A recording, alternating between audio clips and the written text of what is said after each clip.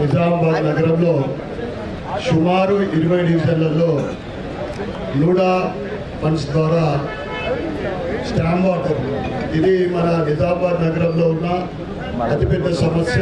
అనేక సుమారు 20 సంవత్సరాల పై నుండి ప్రజలు ఇబ్బంది పడుతూ ఉన్నారు. ఈరోజు వివిధ డివిజన్లలో స్టామ్ వాటర్ మరియు కొన్ని బీటీ రోడ్ల కార్యక్రమం చేపట్టడం జరిగింది. ఈ అన్ని కార్యక్రమాలకు పెద్దలు షబీర్ అలీ గారు, డిసిసి అధ్యక్షులు సోదరుడు మహేష్ కుమార్ గౌడ్ గారు, కేశవేణు గారు మరియు డివిజన్ పెద్దలకు, కలెక్టర్ గారికి, కమిషనర్ గారికి అందరికీ కూడా ఈశ్వర సందర్భంగా శుభాకాంక్షలు, శుభాభినందనలు. ప్రభుత్వంలో కష్టాల్లో ఉన్నా కూడా అభివృద్ధి గురించి ఇలా 3.5 కోట్ల రూపాయలు ఈ 4 గల్లీలకు కలిపి 3,46,00,000 రూపాయల మంజూరు ఇచ్చినాం.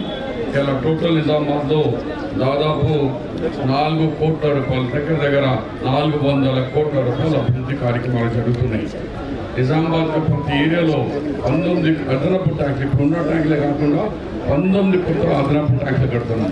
175 కిలోమీటర్లది తాగే నీళ్లకు పైప్ లైన్ ఇస్తున్నాం, డ్రైనేజ్ కడుతున్నాం, స్టామ్ డ్రైన్ కడుతున్నాం. ఇవన్నీ కార్యక్రమాలు ఈ దసరా అండ్ దీపావళి కొంచెం స్లో అయింది.